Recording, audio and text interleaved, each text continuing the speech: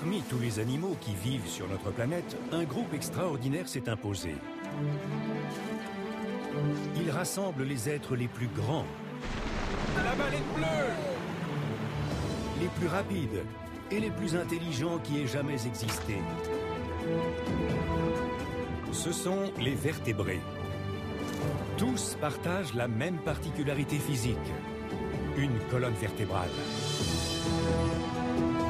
Je vous propose de remonter dans le temps pour découvrir les grandes innovations qui expliquent leur formidable succès.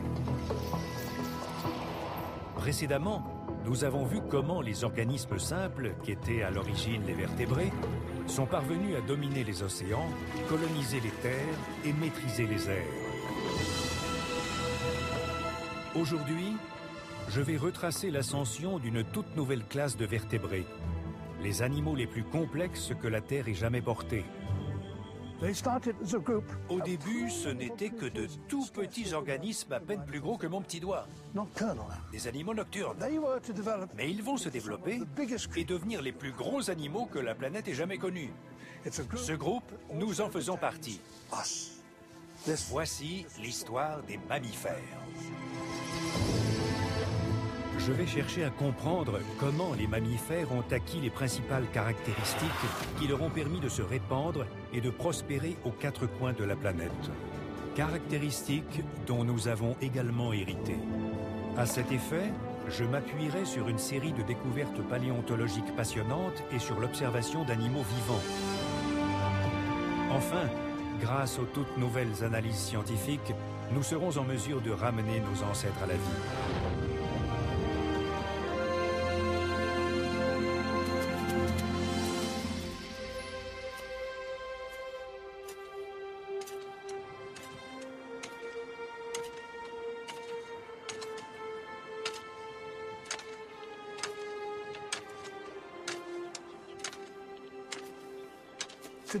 Aujourd'hui, les animaux ayant une colonne vertébrale dominent notre planète, sur la Terre, dans les airs et les océans. Mais comment cette suprématie a-t-elle été acquise? Il reste de nombreuses lacunes dans l'histoire. Mais au cours de ces dernières décennies, les chercheurs ont fait de nouvelles découvertes captivantes, ici en Chine. Et je suis là pour mener l'enquête. Les roches chinoises ont dévoilé le chaînon manquant de l'histoire des vertébrés. Des organismes anciens conservés sous forme de fossiles. Afin de découvrir ces nouveaux témoins des débuts de l'histoire des mammifères, je me rends au sud de la Chine, dans la province du Yunnan.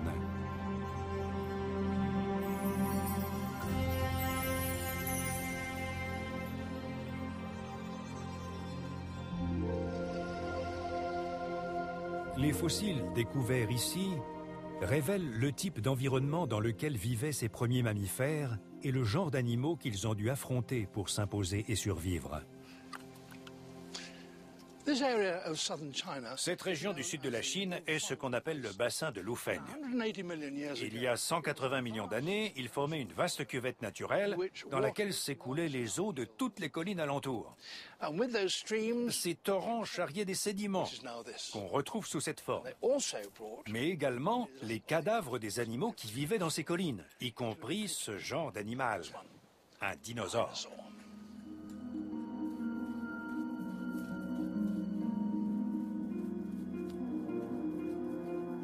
Les fouilles ont mis au jour des centaines de spécimens comme celui-ci dans les environs.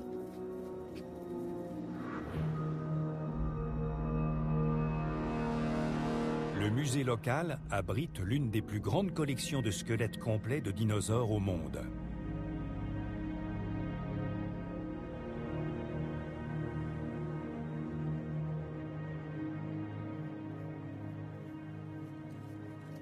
Mais une découverte unique a apporté pour la première fois la preuve de l'existence d'un autre groupe d'animaux, ceux-là même qui vont leur succéder. À l'époque où les dinosaures peuplaient cette région, un autre genre d'animal très différent évoluait dans leur ombre, un animal d'une toute autre taille.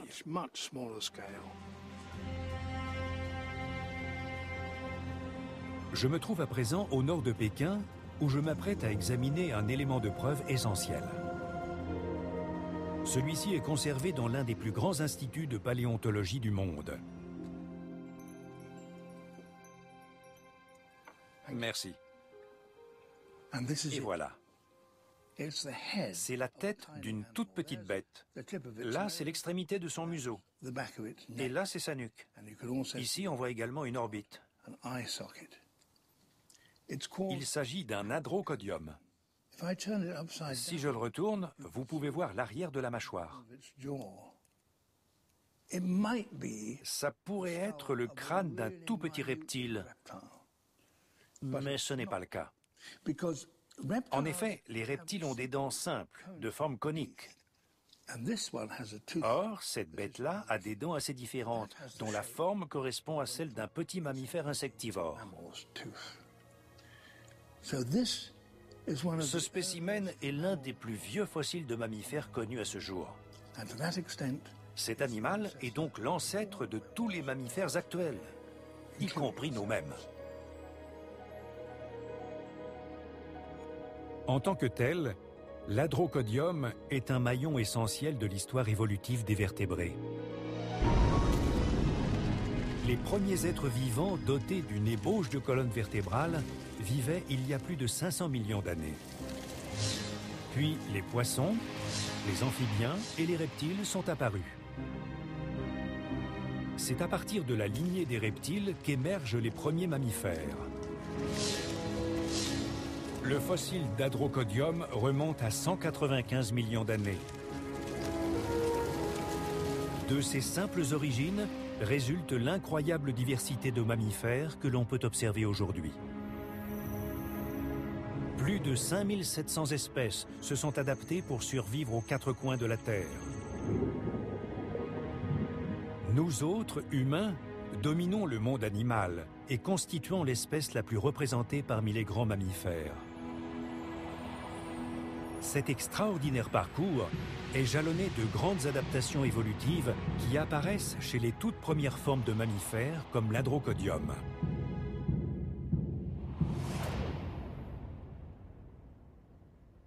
Nous n'avons que le crâne de l'animal, mais nos connaissances sur les mammifères modernes nous permettent d'imaginer le reste de son squelette.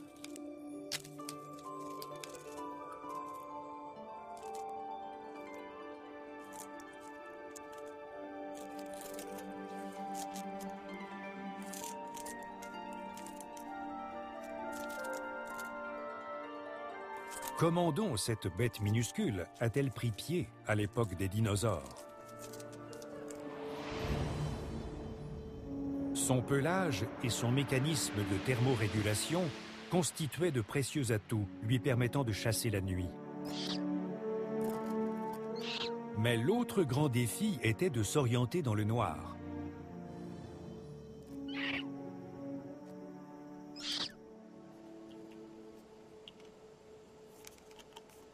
Une analyse détaillée du crâne exhumé a permis de mettre en évidence la réponse ingénieuse apportée par l'Adrocodium. Les indices sont invisibles à l'œil nu.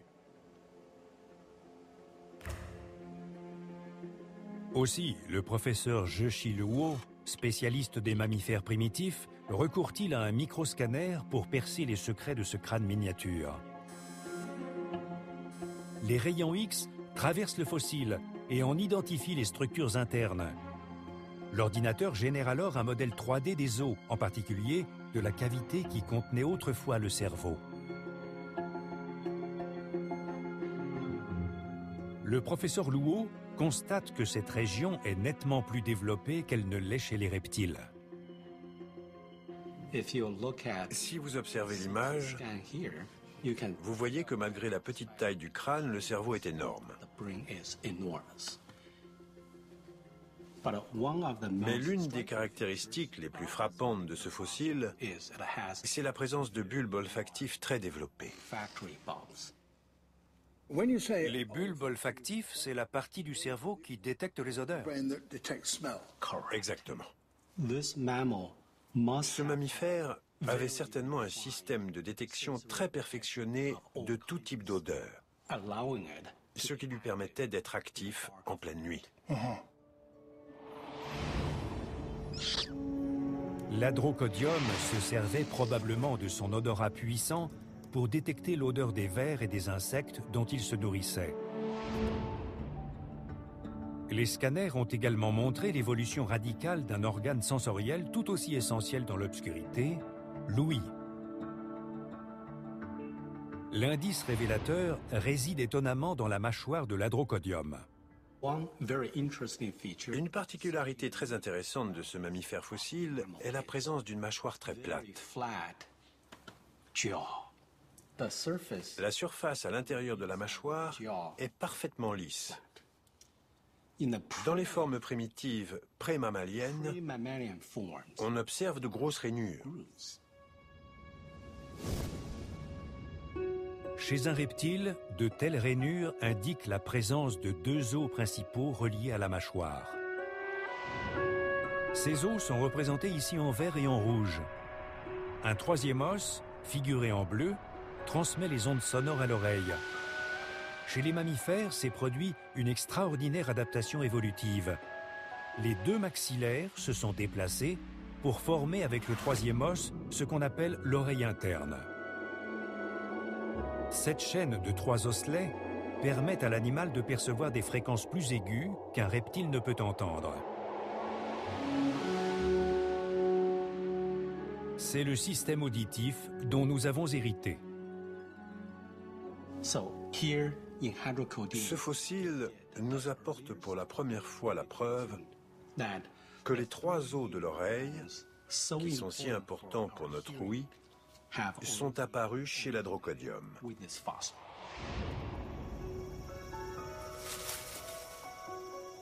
Grâce à ses oreilles, l'Hadrocodium pouvait détecter le moindre bruissement dans les broussailles et repérer les insectes bougeant à proximité. Ce remarquable petit animal était bien outillé pour faire face aux défis de la vie nocturne.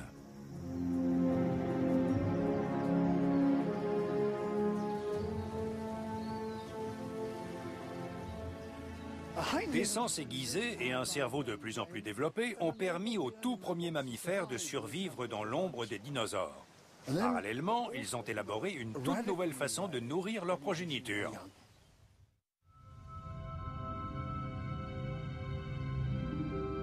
Et c'est en Australie que l'on trouve des indices concernant cette nouvelle étape cruciale de notre histoire évolutive. Non pas dans les fossiles, mais à travers l'observation de deux animaux indigènes hors du commun.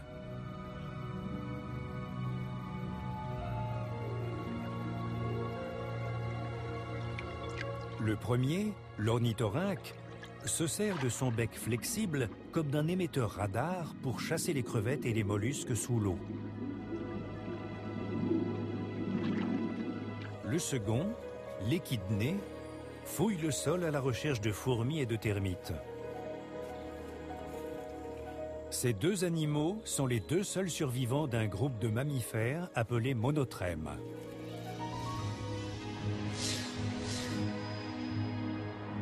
En remontant leur lignée, on découvre qu'ils se sont séparés des autres mammifères il y a environ 200 millions d'années. Ayant conservé certaines de leurs caractéristiques originelles, ils nous donnent un remarquable aperçu de l'apparence des tout premiers mammifères comme l'Hadrocodium.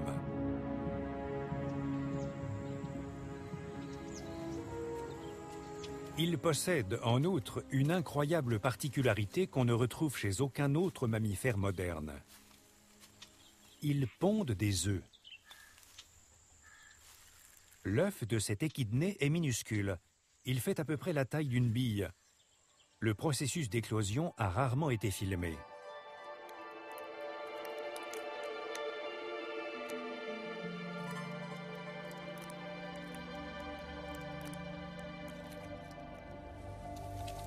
Et voici un bébé ornithorynque filmé dans le terrier de sa mère. Il n'est pas plus gros qu'un bonbon gélifié. Les premiers mammifères pondaient probablement leurs œufs de la même manière, une caractéristique héritée de leurs ancêtres, les reptiles. Ceci est une coupe d'un œuf de reptile. L'embryon se nourrit du vitellus, riche en réserves nutritives. Au moment de l'éclosion, le petit reptile a atteint un stade de développement suffisant pour chercher lui-même de quoi se nourrir. Mais l'ornithorynque et l'échidné sont très différents. Lorsqu'ils naissent, leurs petits sont bien moins développés. Ils ont besoin de bien plus d'aliments pour grandir et survivre. La réserve de Hillsville, près de Melbourne, nous apporte la preuve que les jeunes ornithorynques se développent parfaitement bien sans avoir à quitter le terrier de leur mère. 4 mois après l'éclosion, un petit effectue sa première sortie. Le minuscule nouveau-né a quasiment atteint sa taille adulte. Et ce, grâce à une forme d'alimentation propre aux mammifères. Le lait. Ce riche mélange de protéines, de graisses, d'hydrates de carbone et de minéraux suinte du ventre des ornithorynques et des échidnés femelles, un peu comme de la sueur, procurant à leurs petits tout ce dont ils ont besoin pour se développer. Les premiers mammifères, comme l'Androcodium, devaient eux aussi produire une petite quantité de vitellus et utiliser ce mode d'allaitement. Le lait présente un avantage majeur. Le petit prend ce dont il a besoin. Aucune goutte n'est gaspillée. Et il n'y a pas de limite aux quantités fournies ni à la durée de l'allaitement. Mais le fait de pondre et d'allaiter sa progéniture pose un nouveau défi. Une mère mammifère ne peut laisser ses œufs éclore d'eux-mêmes, comme le font la plupart des reptiles actuels. Elle doit rester à leur côté. Ainsi, une solution plus qu'étonnante est-elle apparue. Au lieu d'être expulsé, l'œuf est maintenu à l'intérieur du corps et c'est là qu'il commence son développement. De sorte qu'à la naissance, le petit est déjà formé.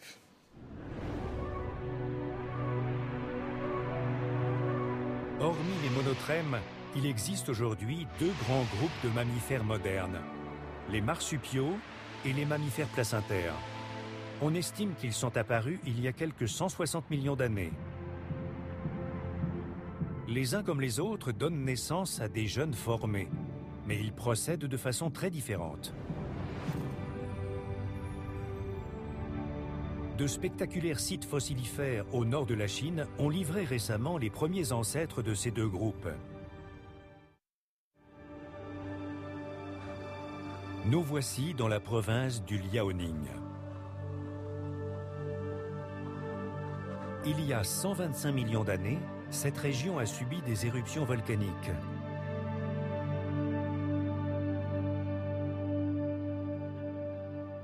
Ces événements ont laissé de multiples couches de cendres jaunes prises en sandwich entre les couches de roches. Des fouilles ont révélé les restes fossilisés d'animaux figés dans la roche et restés en parfait état de conservation. Ça, c'est un fossile du nom de Cynodelphis. Le squelette est très net. Tout autour, on observe des marques sombres. Et si on les examine de près, on constate que ce sont des poils. Il est donc à peu près certain qu'il s'agit du fossile d'un mammifère. Son squelette, notamment ses dents, montre qu'il s'agit plus précisément d'un marsupial.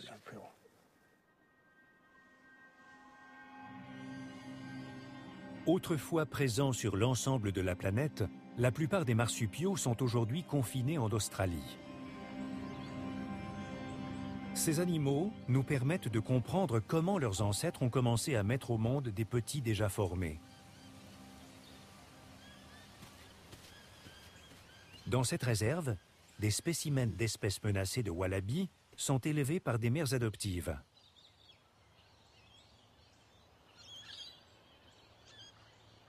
Ce projet de sauvegarde est mené par David Taggart de l'Université d'Adélaïde. Aujourd'hui, l'équipe effectue le bilan de santé d'un bébé wallaby récemment arrivé.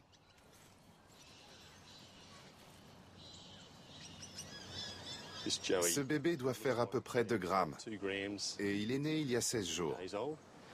À la naissance, les petits marsupiaux sont très peu développés. Leurs oreilles sont repliées et leurs yeux sont fermés. Ce bébé n'est pas protégé à l'intérieur d'un œuf comme le petit échidné. Il est sorti directement du ventre de sa mère 30 jours après sa conception. Ses pattes de devant, plus développées, sont suffisamment robustes pour lui permettre de se hisser et de gigoter à l'intérieur du marsupium, la poche ventrale propre aux marsupiaux.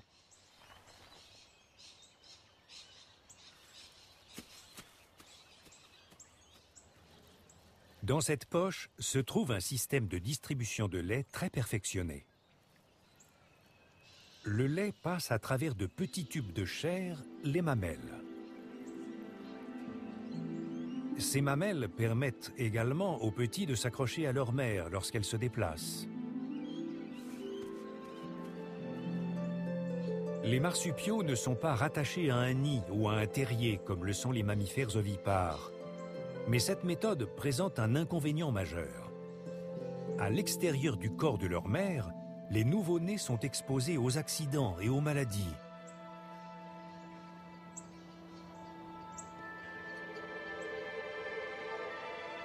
En Chine, des chercheurs ont identifié des fossiles d'animaux ayant opté pour une solution encore plus radicale.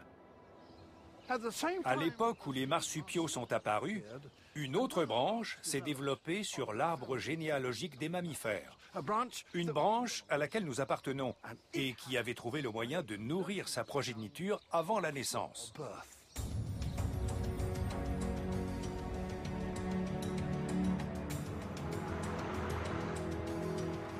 Je me rends à Pékin, au Muséum d'histoire naturelle, pour découvrir un représentant très ancien de ce groupe.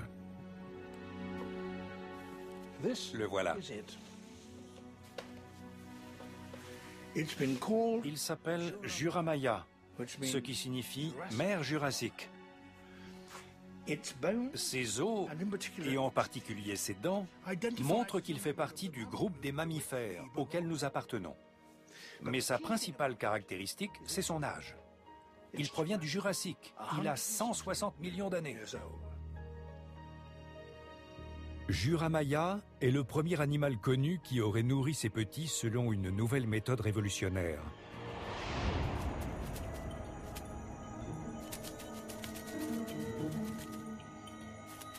Ce petit mammifère vivait et chassait dans un monde encore dominé par les dinosaures.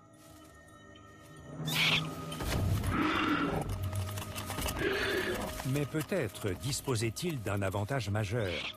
La possibilité pour la mère de porter ses petits, non pas dans une poche comme les marsupiaux, mais dans son utérus.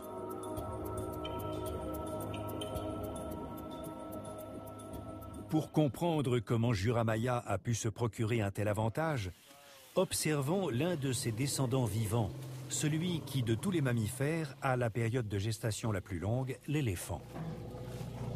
Cette femelle s'appelle Dokun. Elle fait partie d'un programme d'élevage mené aux zoos de Melbourne en Australie et attend un petit. Thomas Hildebrandt, spécialiste mondial de la reproduction des mammifères, surveille l'évolution du bébé à l'aide d'un échographe. On étudie la plus longue gestation du monde, celle de l'éléphant qui dure 22 mois. Les ultrasons nous permettent de façon non invasive de suivre toute l'évolution du fœtus, ce qui est passionnant et tout nouveau.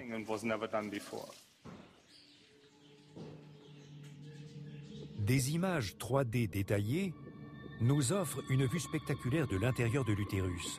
Même au tout premier stade de développement, on peut voir la trompe du bébé bouger. On note également la présence d'un organe remarquable, grâce auquel il est devenu possible de nourrir le fœtus avant sa naissance, le placenta. Ce dernier permet au petit de rester à l'intérieur du ventre de sa mère jusqu'à ce qu'il soit prêt à survivre dans le monde extérieur. Les mammifères dotés de cette petite merveille d'évolution sont désignés sous le nom de mammifères placentaires. Il est probable que leurs ancêtres lointains, comme Juramaya, aient été les premiers à garder leurs petits à l'intérieur de leur corps il y a de cela 160 millions d'années. À ce stade, les mammifères ont d'ores et déjà acquis leurs principales caractéristiques, présence de poils, allaitement et viviparité. Et cette combinaison va servir de base à une formidable explosion de diversité. Pendant des millions d'années, ils vont rester ces petits animaux que nous avons décrits jusqu'à présent, glissant furtivement entre les pattes des dinosaures. Puis, il va se produire une catastrophe planétaire qui va manquer de mettre subitement un point final à l'histoire des vertébrés.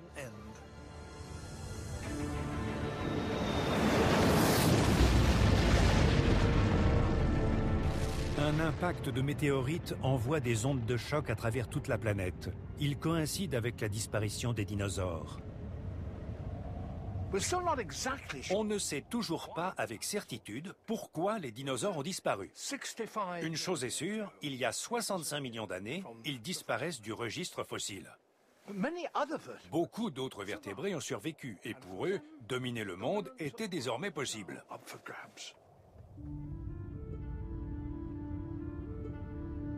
Des chercheurs ont découvert d'étonnants fossiles en Allemagne, montrant comment les mammifères ont saisi cette occasion. Cette cuvette naturelle est connue sous le nom de fosse de Messel. Une communauté entière d'animaux y a été ensevelie lors d'un phénomène naturel extraordinaire. Il y a 47 millions d'années, s'étendait ici un lac bordé par une forêt subtropicale. Mais ces eaux recelaient un terrible secret. Ce lac était en fait un cratère volcanique submergé. On pense que du gaz carbonique délétère, remontant des profondeurs, s'échappait périodiquement à la surface, tuant les animaux venus boire sur les berges ou volant au-dessus de l'eau. Leurs corps se déposaient au fond du lac et étaient enfouis sous les sédiments vaseux. Ce site est devenu aujourd'hui l'un des gisements fossilifères les plus remarquables au monde.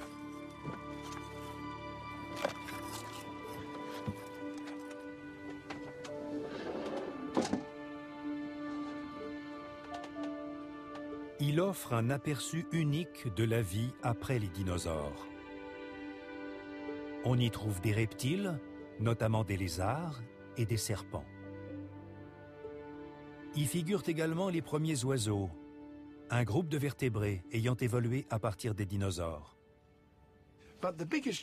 Mais les changements les plus importants concernent les mammifères qui ont commencé à se spécialiser.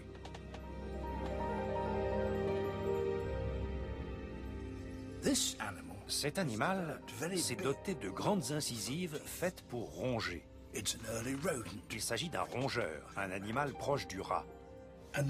Mais il y a encore plus gros, comme par exemple cet animal. Il possède des molaires broyeuses à l'arrière de la mâchoire et de longues pattes. Il commence à se dresser sur ses pieds. C'est l'ancêtre du cheval.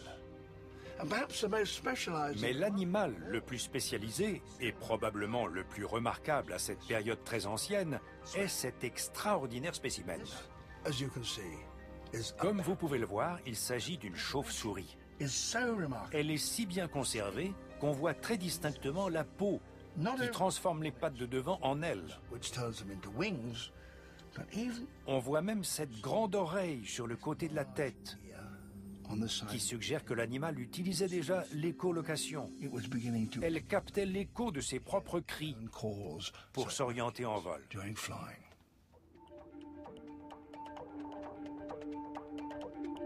Les mammifères font preuve d'une aptitude hors du commun à transformer rapidement leur corps pour occuper les niches laissées vides par la mort des dinosaures. De nouvelles opportunités s'offrent à eux, mais ils sont également confrontés à une nouvelle pression évolutive, le changement climatique. Un réchauffement planétaire étalé sur 10 millions d'années a entraîné un foisonnement de vie végétale. Le sol s'est couvert de forêts qui se sont densifiées et assombries.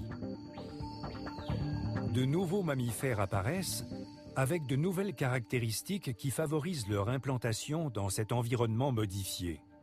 Des caractéristiques qui revêtiront une importance majeure pour les humains.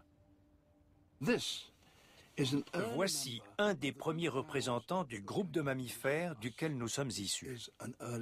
Un ancien primate. On remarque que sur les pattes de devant, les mains sont pourvues d'un pouce opposable permettant la préhension. Même chose pour les pattes arrière. Le pouce est également opposable. Cet animal était un grimpeur.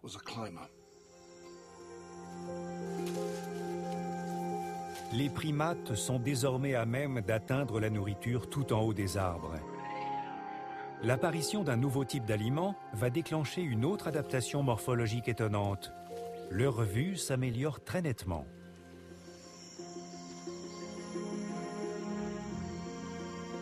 Il y a 47 millions d'années, les plantes se mettent à produire de grands fruits charnus en réponse à la densification des forêts. Les premiers végétaux étaient largement tributaires du vent pour disséminer leurs graines. Mais dans la forêt, il n'y a pas de vent, ou alors très peu, ce qui posait un problème. Les plantes ont résolu ce problème en sollicitant l'aide des oiseaux. Elles ont enrobé leurs graines dans une chair sucrée et comestible, le fruit. Les oiseaux transportaient les graines dans leur estomac et les déposaient ailleurs dans la forêt. Les primates arboricoles étaient idéalement placés pour tirer parti de ce petit arrangement entre oiseaux et plantes, mais pour en profiter pleinement, il leur fallait améliorer leur vue. À l'époque des dinosaures, les mammifères qui chassaient la nuit avaient développé une meilleure vision nocturne au détriment d'une aptitude non essentielle dans l'obscurité, la faculté de percevoir les couleurs. Aujourd'hui, la plupart des mammifères continuent de voir le monde en noir et blanc. Mais les reptiles et leurs cousins les oiseaux avaient une excellente vision des couleurs.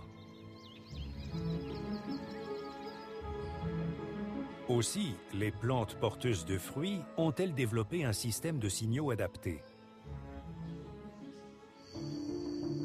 Repérer une tache de couleur rouge au milieu d'un feuillage vert est chose aisée pour un oiseau ou un reptile.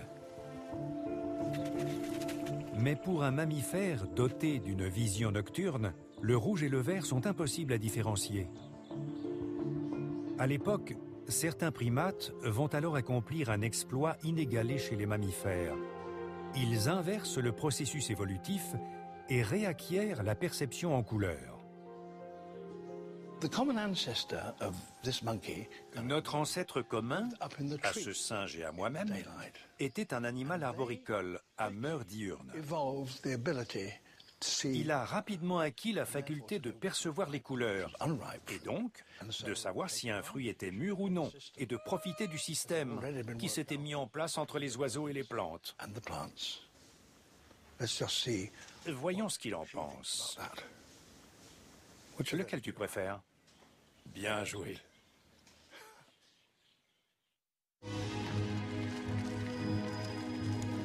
Après la disparition des dinosaures, il y a 65 millions d'années, les mammifères ont fait preuve d'une formidable adaptabilité.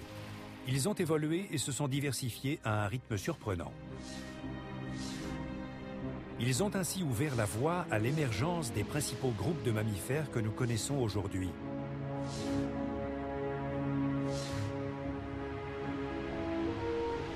Il y a environ 47 millions d'années, de nouveaux problèmes surgissent. Le climat de la Terre change à nouveau. De nombreuses régions deviennent plus sèches. À ces endroits, la forêt s'éclaircit et laisse place à l'herbe et à des buissons dispersés. Ces nouveaux environnements posent de nouveaux défis aux animaux et inaugurent l'ère des mammifères géants.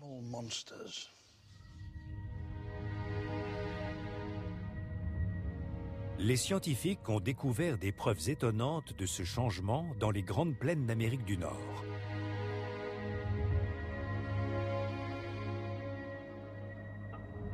Cette région spectaculaire du Dakota du Sud est connue sous le nom des Badlands. Torrents et rivières ont érodé la roche, lui conférant des formes extraordinaires.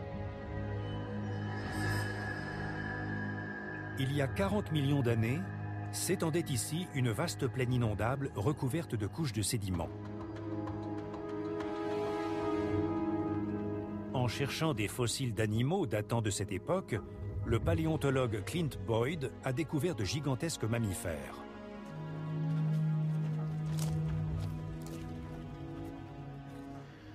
Ça, c'est un fragment de fémur, l'os de la cuisse. Cette surface arrondie, c'est la rotule de la hanche. Elle est énorme. C'est celle d'un très grand animal. À part ce fémur, on a aussi des os de la cheville, éparpillés là-bas, et des os de la queue, disposés en cascade. D'après tous ces éléments, je dirais que cet animal faisait probablement dans les 2 mètres de haut.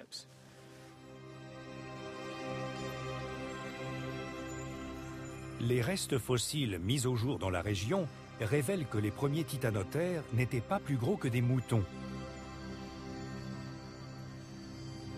Toutefois, lorsque les forêts se sont éclaircies, ces animaux sont devenus plus vulnérables face aux prédateurs, et l'un des moyens de survie était d'augmenter sa taille.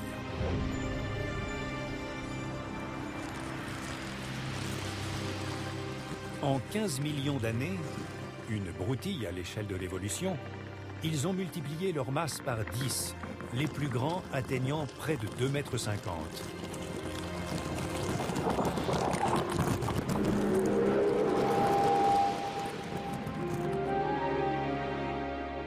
Dans les vastes prairies couvrant des étendues de plus en plus grandes, apparaissent de nombreux autres mammifères géants. Ils forment un groupe connu sous le nom de mégafaune. Ce grand animal est un Paraceratherium. Il faisait 5 mètres de haut et près de 8 mètres de long. Les petits mammifères à fourrure qui furetaient dans l'ombre ont produit des descendants qui auraient pu regarder les plus grands dinosaures dans le blanc des yeux.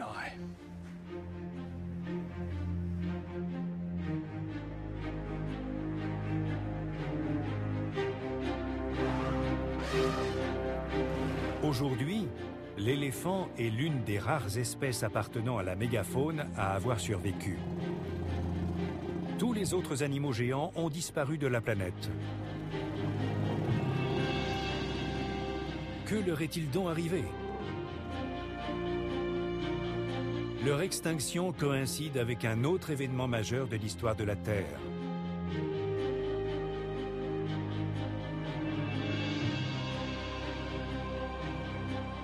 Il y a environ 2,5 millions d'années, les glaces se sont développées depuis les pôles jusqu'à recouvrir une grande partie des continents.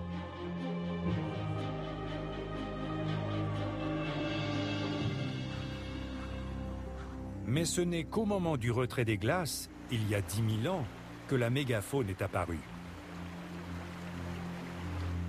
Certains attribuent cette disparition aux variations de température de la fin de l'ère glaciaire. Pour d'autres, le coupable se trouve parmi les mammifères eux-mêmes. Et c'est un nouveau super prédateur.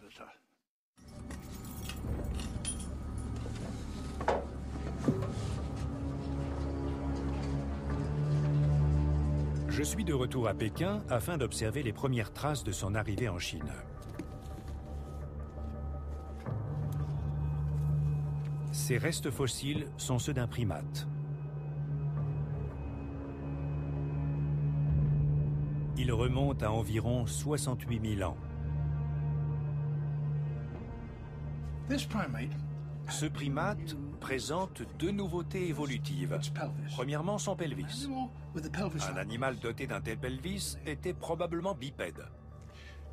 Deuxièmement, son crâne. La boîte crânienne est énorme.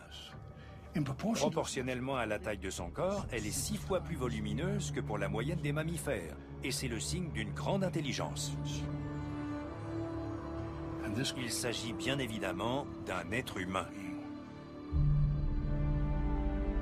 Les premiers humains font un usage meurtrier de leur intelligence. Ils découvrent comment fabriquer des armes. Ces silex, soigneusement taillés, ont été retrouvés à côté d'ossements humains.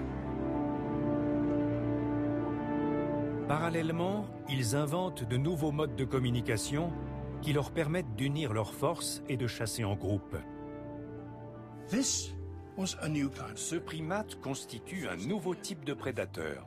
Il apparaît d'abord en Afrique, puis il colonise tous les autres continents.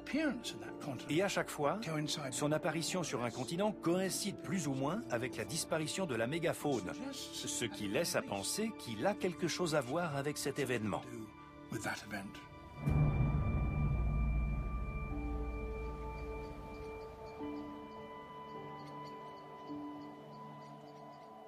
Pour clore mon séjour en Chine et découvrir la dernière étape de notre histoire évolutive, j'ai regagné la ville de Kunming où je vais visiter un service de maternité bien occupé.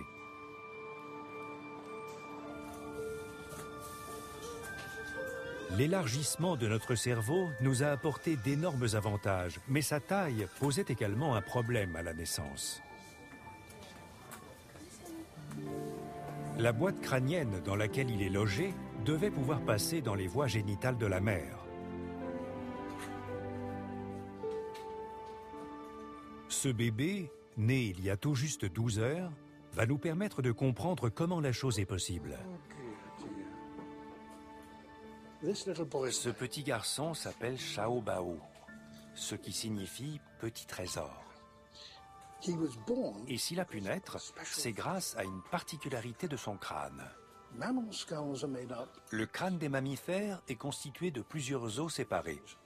Chez la plupart des espèces, ces os sont soudés au moment de la naissance, de façon à former une boîte osseuse solide destinée à protéger l'organe le plus précieux, le cerveau.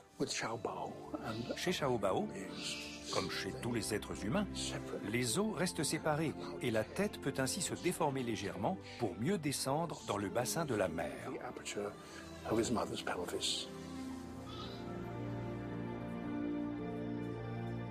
Cette caractéristique permet également au cerveau de continuer à grossir et à se développer après la naissance. Les plaques ne commenceront à se souder que lorsque Xiao Bao aura atteint l'âge de 2 ans. Ce développement évolutif est le dernier d'une longue série d'adaptations qui ont permis aux vertébrés, animaux dotés d'une colonne vertébrale, de créer la surprenante diversité que nous observons aujourd'hui autour de nous.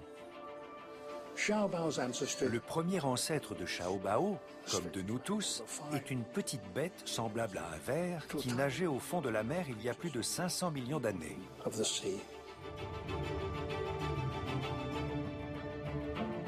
Sa colonne vertébrale et ses mâchoires lui viennent de poissons primitifs.